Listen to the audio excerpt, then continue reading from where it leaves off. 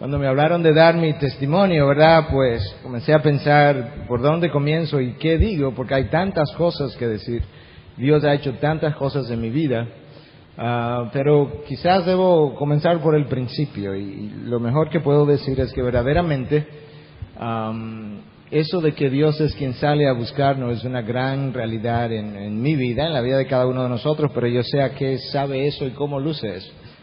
Porque había un momento en que yo me estaba dirigiendo en su dirección y yo realmente ni siquiera lo sabía, hasta el punto que ni siquiera estoy claro exactamente cuándo entré al reino de los cielos, y quizás eso le choque y por mucho tiempo eso a mí me llamaba la atención y me hacía sentir hasta mal, hasta que comencé a oír a otras personas que habían ido delante de mí, a quien respetaban, que decían exactamente la misma cosa, y eso me da a mí una idea de que verdaderamente Él fue que hizo esa elección en algún momento de mi vida. Pero no hay duda de que Dios comenzó a buscarme, y cuando me casé con mi esposa en el año 81 no estábamos en ninguna iglesia, y sin embargo, y aquí usted va a comenzar a entender por qué yo dije lo que dije, no estábamos en ninguna iglesia, y sin embargo mi esposa era prácticamente atea en ese momento, y yo duré un año orando por su conversión, y yo no estaba en ninguna iglesia. De manera que de alguna manera Dios había revelado verdad en mi vida, y yo tenía una relación no consistente, no todo lo bíblico necesaria, pero tenía una relación con Cristo, porque era Él que yo le pedía por la conversión de quien iba a ser mi esposa, y eventualmente ella así creyó. Nos casamos en el 81, en el 81 sí, nos fuimos al 82 a Estados Unidos. Ahí como que resbalé un poquito, ¿verdad? Pero 22 de octubre del 81. Y nos fuimos a Estados Unidos en mayo del 82. Cuando llegamos allá, mi esposa estaba terminando todavía su carrera de medicina y yo estaba comenzando mi carrera de medicina. Y ahí comenzó el trato de Dios conmigo. Yo me fui de este país sin saberlo, muy orgulloso en mi medicina, muy orgulloso en lo que yo creía que sabía. Y en gran medida eso se debió a que desde que estaba en primero hasta que me gradué de la universidad, siempre terminé en primer lugar. Y aunque eso pudiera ser bueno, y fue bueno en un sentido, fue malo en otro sentido, alimentó mucho mi ego. Pero como Dios había comenzado a trabajar en mi vida, yo me voy habiendo pasado un examen médico en inglés, pero yo no tenía la facilidad de conversación y por tanto no podía transmitir lo que yo había aprendido. Y no es que uno sepa tantísimo tampoco cuando tú comienzas a hacer tu especialidad, pero en tu orgullo tú siempre crees que sabes más de lo que sabes. Y ahí comencé a tener algunos problemas al transmitir, ¿verdad?, lo poco que quizás sabía. Y eso me hacía sentir peor, me hacía sentir medio estúpido, por no usar otra palabra. Y yo comencé a deprimirme, y literalmente me deprimí hasta el punto que yo llegaba a mi casa llorando. Mi esposa a veces me veía por la ventana, vivíamos en un tercer piso, y por el parqueo ya me veía, yo venía llorando. Y estaba así de deprimido, pero esa era la mano de Dios detrás de mí. Y en medio de todo eso, tenía un hermano que era piloto y él murió trágicamente en un accidente en Massachusetts, y nosotros estábamos en Santo Domingo de vacaciones en el año 83, febrero del 83, cuando eso ocurrió. Él era el único creyente en ese momento, por lo menos la única persona que tenía una relación continua con Dios y tenía una iglesia donde se congregaba y demás, y creíamos que él se había vuelto tan fanático que muchas veces ni lo queríamos oír. Pero él se despidió cuando salió en ese viaje y nos dijo: nos vemos en un par de días, y yo más nunca lo volví a ver. Y eso chocó las vidas de nosotros. Y yo regresé a Estados Unidos porque estaba de vacaciones nada más. Y tan pronto llegué a Estados Unidos, decidí que yo iba a comenzar de nuevo a leer la palabra de Dios, lo cual yo había hecho intermitentemente a lo largo de mi adolescencia, y que yo iba a comenzar a leer la historia de la iglesia, porque yo no quería entrar en una iglesia donde me fueran a confundir una vez más. Yo había crecido en la iglesia católica, un hogar católico. Mi padre, aunque ahí fue donde nos criamos, me enseñó a leer la Biblia e incluso me informó a lo largo del camino qué cosas no eran bíblicas que la iglesia pedía que se hicieran, qué cosas yo no debía hacer. Me enseñó a confesarme con Dios, y yo tenía 11 años y medio cuando mi padre murió, pero ya me había enseñado a confesarme con Dios, y me había enseñado a hacer muchas cosas y no hacer muchas otras.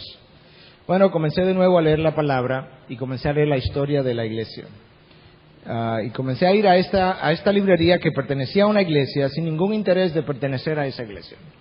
Porque no quería entrar a una iglesia donde yo no supiera lo que era y que yo pudiera quedar engañado.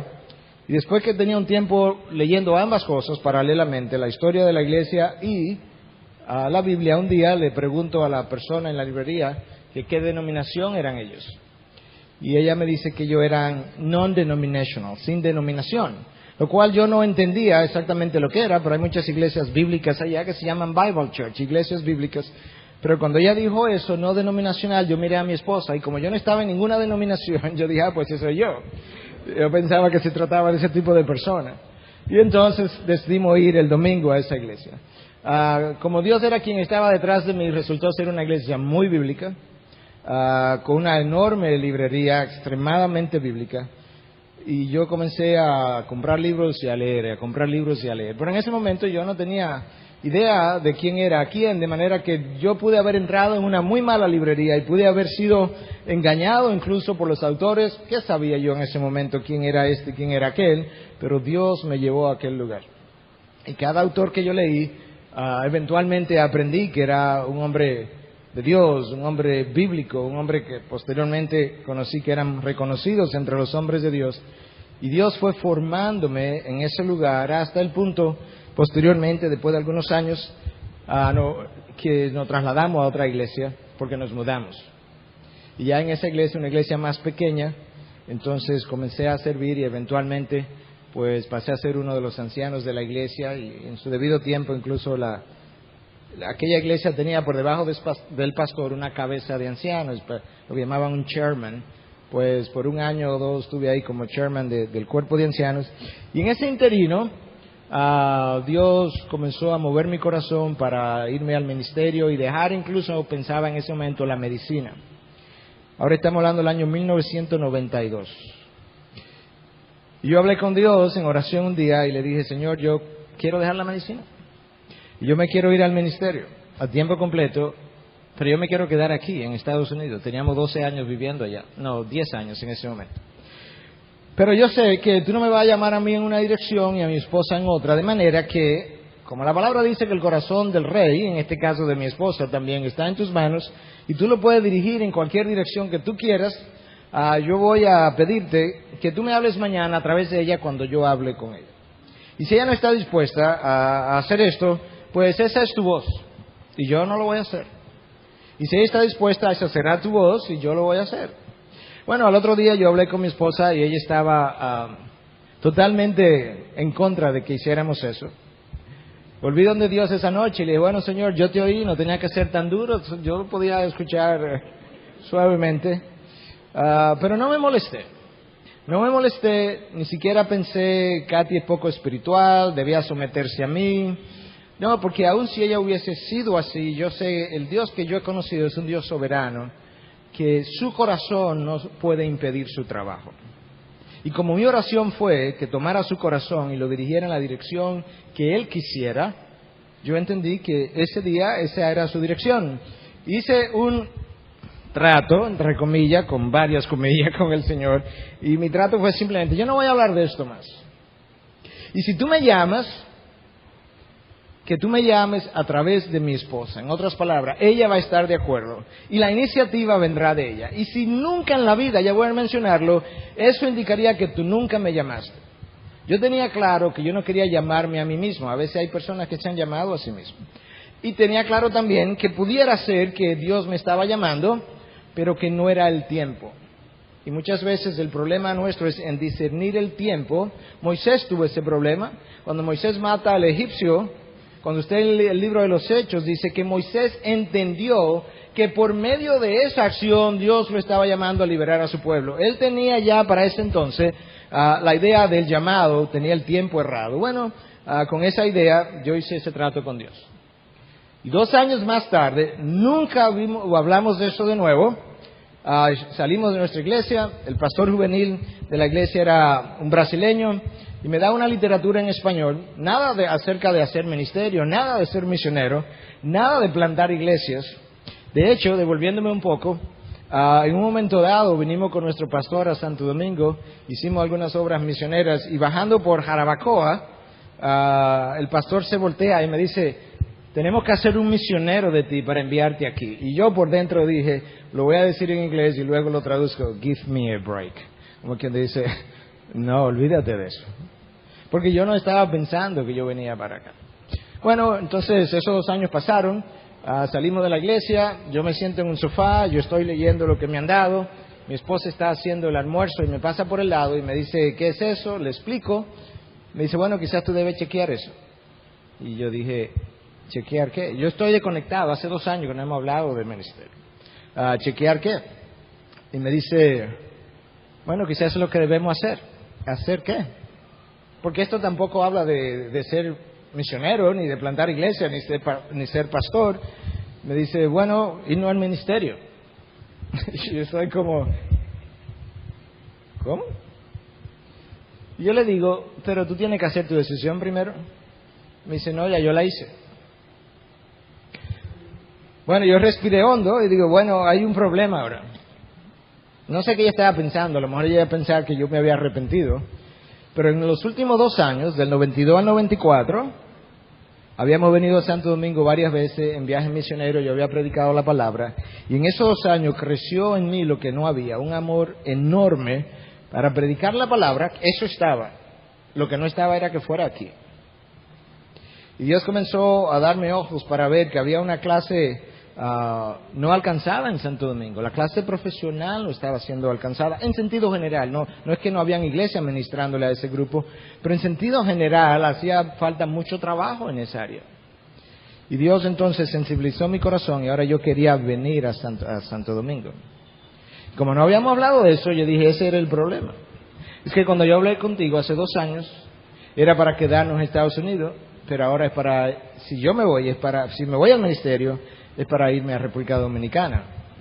Y para mi enorme sorpresa, pero no debe sorprendernos porque ese es nuestro Dios, ella dijo, no, eso es exactamente lo que yo quiero hacer. ¿Te das cuenta que Dios es soberano? ¿Te das cuenta que nada estorba sus planes? ¿Te das cuenta que a veces echamos pulsos con Dios que no tenemos que echar? Cuando yo hablé con mi esposa, pudimos echar un pulso, pudimos forzarla a que se sometiera, ella entendía que yo era la cabeza. No se trata de pulsear las situaciones, se trata de conocer. Me encanta la expresión acerca de Moisés. En inglés dice que Moisés conocía the ways of God, los métodos de Dios, las formas de Dios, cómo Dios obra. Como yo sé cómo Dios obra, ese día yo oré, Señor, el corazón de Katy, no importa lo duro que esté en la dirección que esté, no es obstáculo para ti. Y tú lo mueves, y mañana yo voy a hablar. Y entendí posteriormente que la razón del no en ese momento era porque no era el tiempo, Dios tenía que trabajar todavía en mí, no era el lugar, porque no era Estados Unidos, era aquí.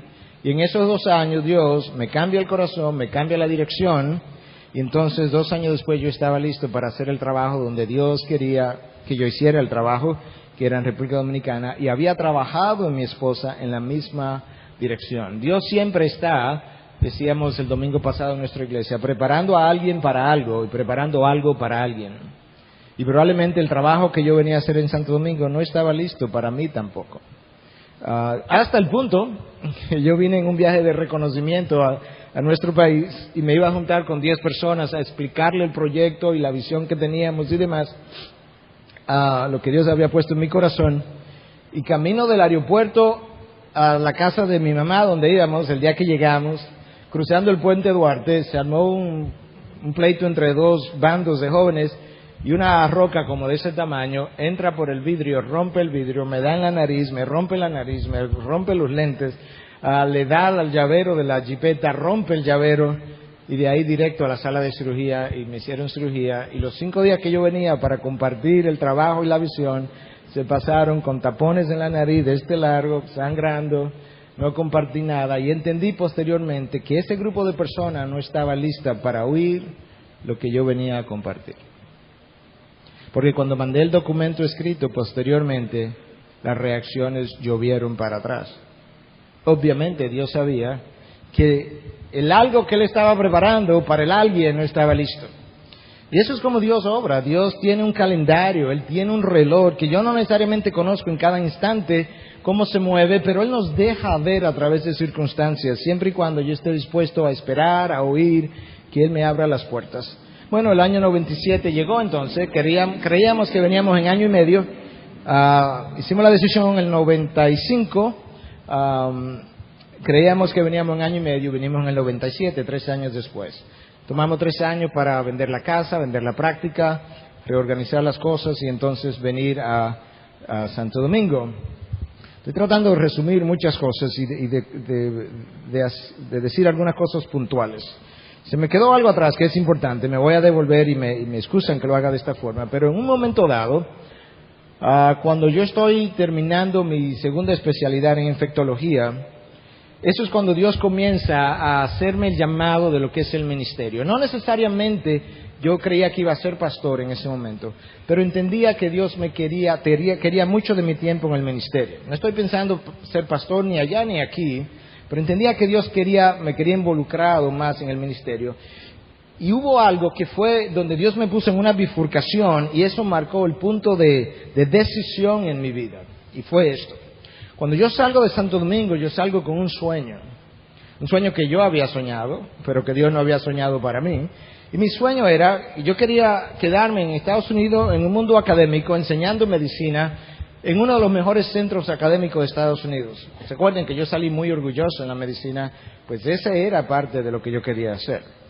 Y termino mis 3 años de medicina interna. Ahora me quedan 4 meses para terminar mis 2 años de infectología.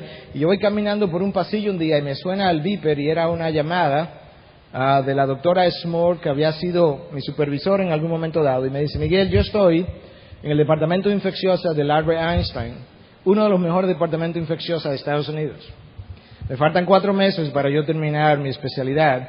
Y me dice, tenemos una posición y si tú la quieres es tuya. Mi sueño en plato, en la bandeja. Te consigo una entrevista con el doctor Steinbeagle. Yo no conocía, él no me conocía a mí, yo lo conocía a él por su renombre. Y bueno, yo estoy en este torbellino porque siento que Dios me está llamando en una dirección, pero me han puesto el sueño de mi vida en la bandeja, para que me sirva de la bandeja.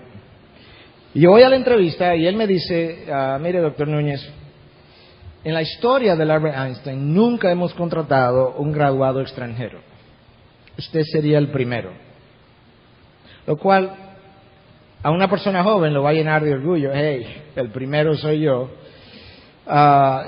Pero por la recomendación que la doctora Small ha dado a usted, hemos hecho la consideración. Y él coge el contrato en la mano y me dice, si usted lo quiere, lo puede firmar. Y yo sudé, temblé. Y le dije algo que yo no creía que él me iba a conceder, pero tomé el riesgo. Le dije, ¿usted me puede dar una semana para yo pensarlo? Y yo pensé que ese señor probablemente me iba a insultar. ¿Cómo es que el primer graduado extranjero que tiene esta oferta se atreve a pedir una semana para pensarlo, cuando él debiera estar diciendo, yo hasta gratis trabajo por el primer año? Y él me la dio con mucha gracia. Dios estaba detrás de esto. Y Dios puso gracia en su corazón, como yo lo entiendo, para que yo tuviera el tiempo de pensar lo que Dios quería que yo entendiera. Y a la semana yo escribo una carta a la doctora Small para que se la haga llegar a este señor, rehusando el trabajo.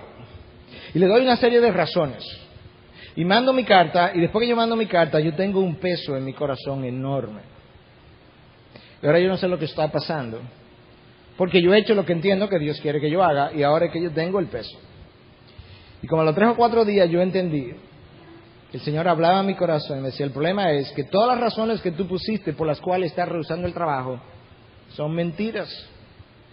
Nada de eso es verdad. Eso es como tú estás racionalizando tu rehusar. Lo cierto es que tú sabes que yo te estoy llamando y tú tienes vergüenza de decirlo. Este señor Steinbeagle era judío, la doctora Small es judía. Si ese es el problema, señor, yo estoy dispuesto a hacer lo que haya que hacer. Yo escribo otra carta, estimada doctora Small. Escribo esta segunda carta para desmentir la primera carta. Las razones que yo le di fueron todas racionalizaciones. La realidad es que el Señor Jesucristo ha puesto un llamado sobre mi vida. La señora Glavaler es judía. La primera vez que yo le mandé la carta, ella me llamó para atrás para convencerme de que no era así, que las cosas eran diferentes. La segunda vez no hubo más llamado. Ahí terminó, cerrado el caso. Yo estaba en la bifurcación, tomé mi decisión y eso entonces continuó en la dirección del resto que le comenté de cómo Dios me llama hasta llegar aquí. Cuando veníamos como personas independientes, sin ninguna denominación. Eso era como lo entendíamos y mucha gente nos recomendó que viniéramos bajo la sombrilla de alguna organización misionera porque construir una iglesia no es fácil, eso cuesta dinero. ¿Quién te la va a comprar? ¿Quién te la va a construir? Reunir gente no es fácil. Y mi respuesta, mi esposa es testigo, siempre era la misma. Dice, oye, tú tienes toda la razón. Y la sabiduría convencional, eso es lo que dice. Pero honestamente, en oración no es lo que sentimos. Y yo no puedo ir en contra de lo que mi conciencia o nuestra conciencia nos dice. Pero mira qué es lo que yo entiendo. Que si verdaderamente Dios me está enviando, construir la iglesia no es mi problema, es de quien envía. ¿Cómo así? Bueno, tú tienes un hijo y tú le envías al supermercado para que te traiga 10 libras de azúcar. ¿De quién es el problema de que él tenga el dinero para traer el azúcar? ¿De él o tuyo? ¿De quién envía? El problema de quien va es ir y traer el azúcar, es obedecer, pero no es tener los recursos. Bueno, de esa misma manera yo entendí que si Dios me estaba enviando, mi problema de tener los recursos para hacer la iglesia, humanos y económicos, ese problema no es mío. Mi problema es obedecer. ¿Y qué yo tenía que hacer? Obedecer lo que yo entendía él me estaba diciendo. Ve. Y vinimos. Comenzamos a visitar iglesias, estoy midiendo mi tiempo, comenzamos a visitar iglesias para ver lo que estaban haciendo, cómo lo estaban haciendo. Y pasamos por esta iglesia que tenía el nombre Iglesia Bautista Internacional. Nosotros no veníamos en Estados Unidos de una iglesia bautista, veníamos de una iglesia Community Evangelical Free Church, o iglesia evangélica libre, que tiene una doctrina muy, muy similar. Pero entramos a esa iglesia el próximo domingo, el misionero que estaba nos saluda en inglés. Yo creo que quizás reconoció algo en la cara de mi esposa que nos saludó en inglés, pero para sorpresa nuestra el servicio era en inglés. Bueno, nos gustó. Y esa mañana oímos que el misionero recordaba que él se iba en 3 semanas y que iba a quedar un pastor interino. Bueno, fuimos al otro día, le visitamos, le dimos lo que habíamos escrito como la visión que Dios nos había dado al corazón para desarrollar y le presentamos nuestra confesión de fe y le dijimos, mira, como no tenemos un ministerio formal ahora mismo, lo que tenemos es un estudio bíblico, si le podemos ayudar en algo, aquí estaremos. Bueno, para acelerar el tiempo, comenzamos a enseñar en la escuela dominical. Al poco tiempo nos dijeron que esa iglesia independiente que creíamos que íbamos a formar, podíamos hacerla en el edificio, gratis, o podíamos hacerlo a través de la convención bautista. Me pareció la oferta tan magnánima, la confesión de fe era muy similar, el gobierno local es independiente de la convención, cada iglesia decide por sí sola lo que puede hacer, y eso nos atrajo y comenzamos con ellos. Venía un pastor norteamericano, misionero, a pastorear la iglesia de habla de inglés. A los 2 meses el pastor llama que ellos no vienen. Entonces me abordan y me preguntan que si estoy dispuesto a pastorear la iglesia en inglés. Yo le dije que sí, siempre y cuando no interfiriera con el trabajo hispano, porque a eso era que habíamos venido. Entonces comenzamos ahí en el año 98, enero. Yo predicaba en inglés primero y luego predicaba en español. Y la escuela dominical en inglés era entre un culto, antes del culto en inglés. En principio no teníamos ni espacio para una escuela dominical en español, y para no cansar la historia, el trabajo hispano creció y creció y creció y creció, y lo que comenzó con 15 personas en nuestro hogar se fue convirtiendo en algo cada vez más grande. Tuvimos que salir de donde estábamos, vendimos esa propiedad, ahora estamos en otro lugar, en el 3er piso del Colegio Educativo Los Prados, que nos facilitaron un lugar. De nuevo, la mano de Dios, porque cuando estábamos ahí decíamos, ¿y para dónde vamos? Alquilar un hotel toda la semana, eso es un problema, no hay el local adecuado. De repente, los dueños de este colegio vinieron y me mandaron a decir con alguien que dice doña Nilda y don Manuel, que algunos de ustedes conocen, que si tú quieres la parte de arriba del colegio, que eso es tuyo. No regalado, pero que lo puedes usar gratuitamente, por el tiempo que quieran. Yo cuando me lo dijeron dije, ay, un tercer piso, ay, no, olvídate de eso. En mi interior, pero tenía que estar agradecido por la oferta. Pero esa misma semana yo tuve que ir el viernes al colegio a una actividad de un misionero amigo, a algo que ellos estaban haciendo, y don Manuel me encuentra en el patio y me dice, pastor, ya que usted está aquí, déjeme enseñarle allá arriba. Y yo dije, bueno, yo voy a ir por complacerlo, pero este no va a ser el lugar. Y cuando entramos al lugar, yo dije, wow, este es el lugar.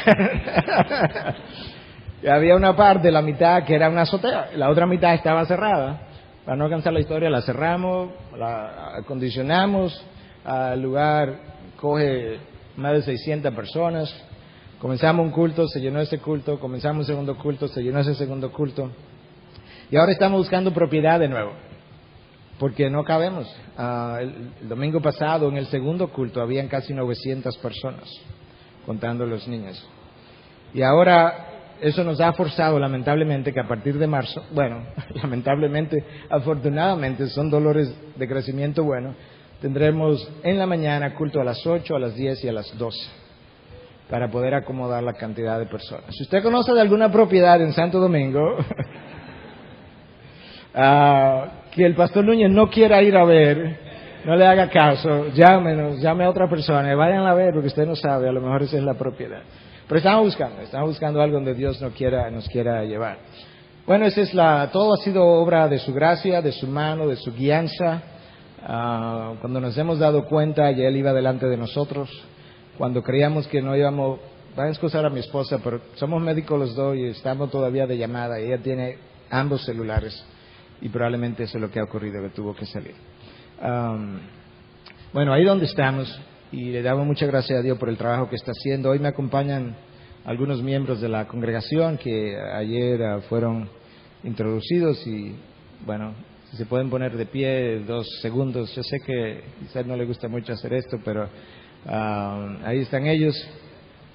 Le doy gracias a ellos por sus vidas, por acompañarnos, por el amor que nos profesan, por el amor que Dios ha puesto en nosotros por ellos. Ayer estaba también Héctor Hijo, que es pastor asociado, Luis, que está aquí, es pastor administrativo. Tenemos algunos de los diáconos. Nosotros tenemos pastores, ancianos y diáconos. Nuestros ancianos son como sus diáconos. Pero tenemos también diaconisas en el sentido de Febe, en Romanos 16, que habla de que era diaconisa, que trabajan con las mujeres, trabajan con los niños.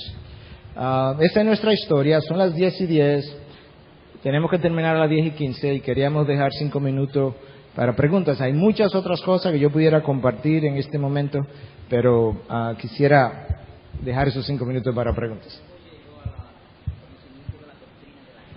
La pregunta fue que cómo llegué yo al conocimiento de la doctrina de la gracia, de que es Dios quien nos elige y nos elige por gracia y no nosotros. Eso es interesante y lo voy a tratar de resumir.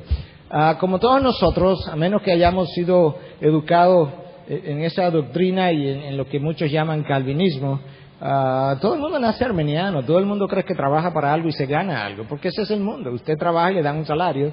Pues así yo era, claro que yo era armeniano.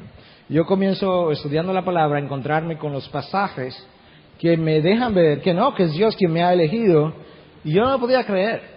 Y yo tuve una crisis de 2 semanas, literalmente, emocional, intelectual, donde yo no podía dormir. Yo iba al hospital, allá le decimos hospital a lo que aquí dicen clínica, y yo me encontraba con mi esposa en los pasillos y le decía, tú no puedes creer lo que yo leí esta mañana, es que no puede ser. Entonces, que uno nada, o sea, el trabajo de uno nada, no sirve para nada. No, es que no puede ser. En el elevador la parábola dice, tú no puedes creer, oye lo que dice este pasaje, es que no puede ser.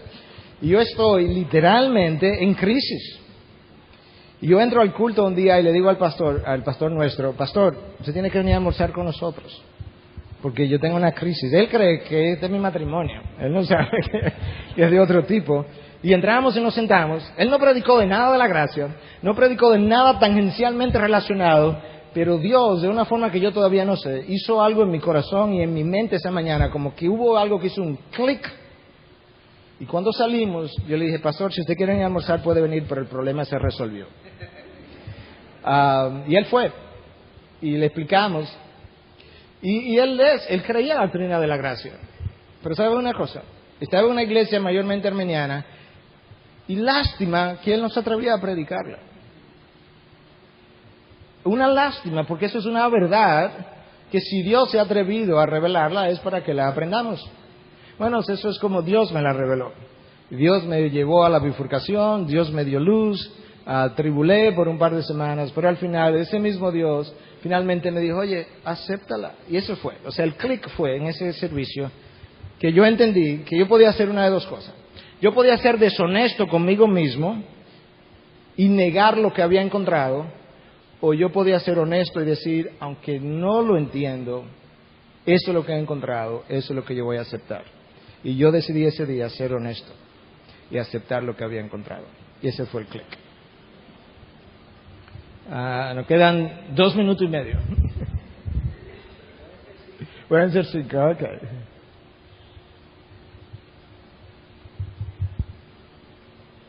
Bueno, hable ahora o calle para siempre.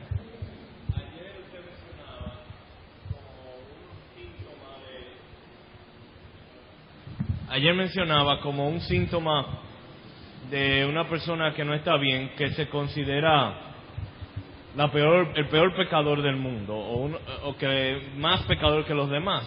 Pero al mismo tiempo yo sé que usted estaría de acuerdo que uno debe tener un sentido de su pecado. El apóstol Pablo habla de que él entre los pecadores era el primero. Entonces, ¿cómo usted hablaría de un balance que uno debe tener? De uno considerarse el primero de los pecadores y con lo que usted dijo ayer. Yo creo que en el contexto, no recuerdo exactamente con las palabras que lo dije, pero creo que en el contexto lo que dije fue que en un momento dado nosotros nos llegamos a considerar basura y decía, Dios no hace basura, o sea que algún valor yo tengo que tener porque soy creación de Dios. Pero si recuerdas, al mismo tiempo decía que cuando voy donde Dios a confesarme, soy sumamente honesto y que si yo voy y le digo a Dios, oye Dios, yo no sabía que yo era tan malo así, o tenía un pensamiento tan pecaminoso como ese, que lo más probable es que si Dios fuera honesto conmigo me dijera, no, tú eres peor que eso. Entonces yo creo que el balance está en conocer, por un lado, en yo saber que tengo un valor por ser creación de Dios, no porque yo lo tenga, sino porque quien me ha creado es un ser de propósito y que lo que crea tiene un valor por el creador. Lo que le da el valor es la persona a quien yo le pertenezco en ese sentido. Es como, yo lo ilustro de esta forma, los palitos de jugar golf de John F. Kennedy lo vendieron por $662,000. Palito de darle a una bolita. Pero esos palitos, él los compró a $50 o $100 en cualquier tienda y de repente suben de valor por la asociación con el nombre. Entonces, el valor la tenemos por nuestra asociación con el nombre de Dios. Entonces, eso es por un lado, porque puedo sentirme que valgo tan poco que entonces no tengo ninguna estima propia.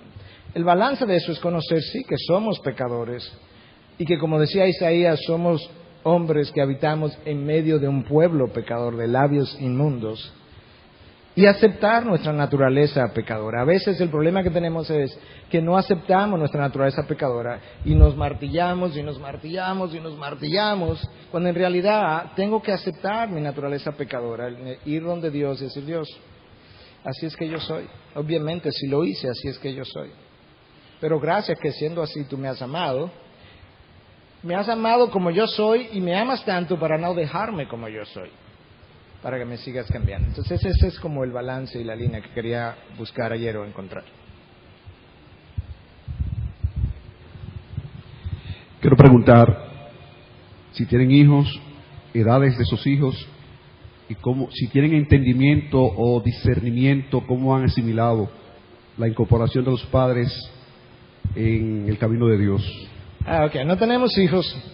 Mencionaba ayer que el hijo de la persona que trabaja con nosotros, Alberto, no es nuestro hijo propiamente dicho, porque no queremos en ningún momento robar el lugar de su madre. Su madre vive con nosotros. Pero es alguien a quien hemos estado criando, en cierta manera, y educando. Yo no creo que a su edad, él tiene 13 años, él va con nosotros a la iglesia y demás.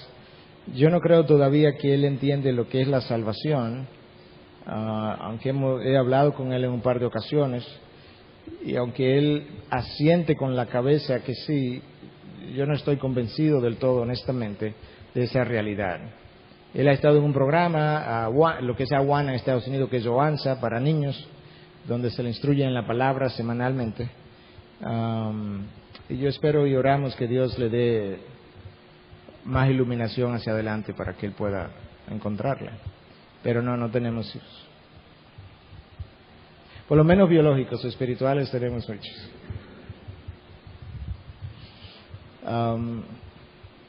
Bueno, esa es mi historia.